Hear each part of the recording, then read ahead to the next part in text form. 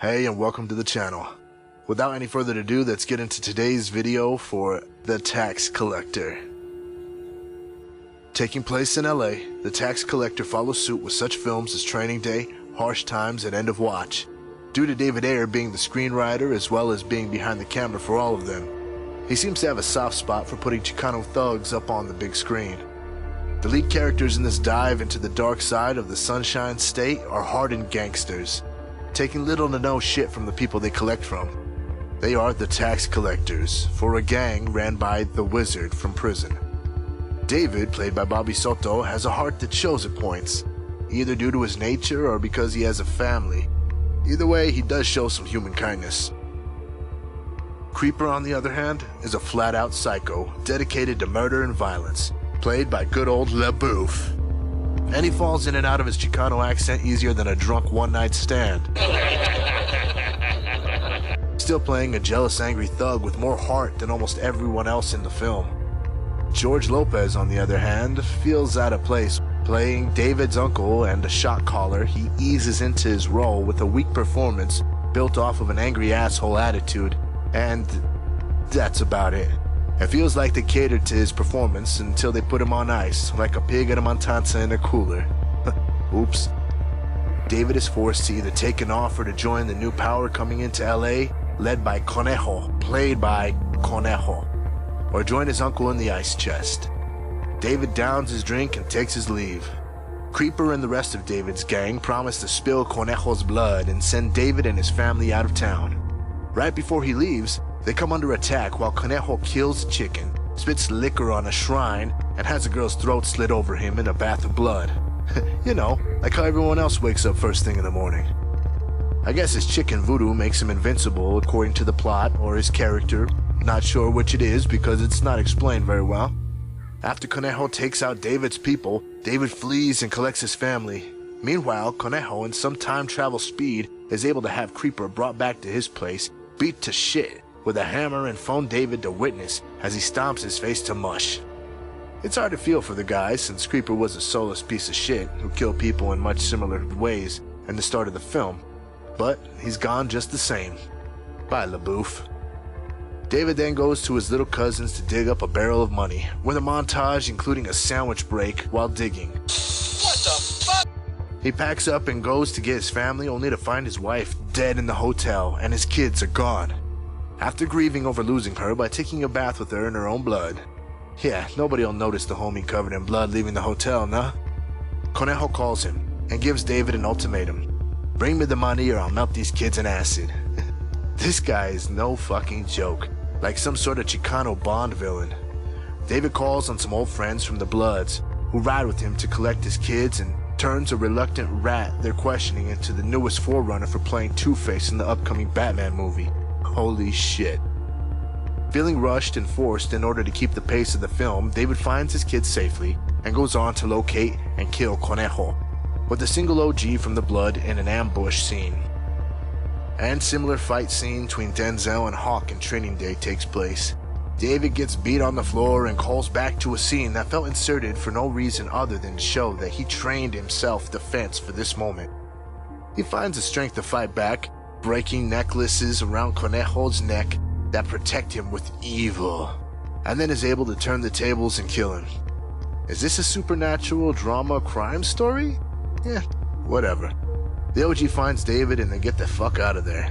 While bleeding all over the passenger seat of the OG's car as they drive to see the Blood's medical connect, David feels this is the right time to call the Wizard, pulling off the road and calling him, telling him, talk, since he doesn't prior in the film. It's revealed the Wizard is his father, and in a cliche monologue he confesses he loves David and explains to him that now, because he realizes that David is just like him, we are the same, and that he loves him, and that he's a king. David denies his father's offer and hangs up, turning to face us and gives some blank expression, giving us closure after watching this mixed match of story and characters sprawled out before us, with no ending and just a tale of a gangster named David, who lost it all except 2 kids he thinks he's going to raise. Sure, after the cops find his dead wife in a tub in a crime scene covered in his fingerprints, as well as Conejo dead along with others in his gang with David's prints and blood left there as well. I guess he's untouchable by the law in this story, or at least in his mind. And the end. This film doesn't feel as though it was fleshed out and instead went for the average shoot-'em-up story with Mexican gangsters. It pales in comparison to David Ayer's previous entries into the gang world with his films Training Day and Harsh Times, which are two films I loved with a passion. I could feel the characters struggle and follow along with their arc that impacted them harshly, leaving them broken and lost by the end of the film. This tried to follow up with similar ideas, but lackluster and minimal effort by most of the cast made it feel more like a straight-to-video film with a big budget. Creeper was a dark character that was very deep and felt way too much pain to fit into one film, and you can see his anger bleed through Shia's performance. And then they killed him off with a scene that didn't justify his character even though he was a piece of shit. Bobby Soto seemed to just walk through his role and didn't have any depth to his character.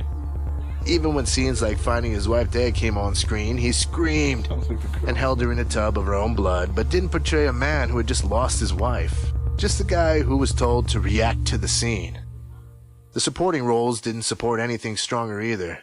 Jose Conejo Martin, who was a rapper out of LA apparently, played the villain, but played it in the vein of most villains are played in. He's bad and really bad, but his character was borderline supernatural, from utilizing voodoo somehow, and it felt forced. The voodoo didn't add to the evil or monstrous actions taken by him, considering Mexican cartels do similarly horrific acts all the time, minus the voodoo chicken. It was an element never really elaborated on, just thrown in to show you, look, this guy's a really bad dude. He kills anyone and even might kill our anti-hero. Like I said, it overall felt rushed. Lack of emotional connection to these characters made it hard to care about what they went through. In Training Day, Ethan Hawke was a newbie who got dragged into his new partner's crazy life as a crooked cop played by Denzel Washington, and barely survived to make it home to his wife. With violent and dark elements that you could feel come through the screen and made you feel for him, and how screwed over he was getting around every corner, making you connect with his innocent greenhorn guy becoming a cold-hearted lost man. Or look at Freddy Rodriguez in Harsh Times. He had a similar arc as he went through the dark side of LA due to his friend Christian Bale, who is also a lunatic, dragging him into the shit. He barely survives, fleeing in a getaway car as a shotgun out of the Terminator movies blows Bale to hell. He runs home to embrace his wife, a lost man who is struggling to cope with what he's seen and been a part of.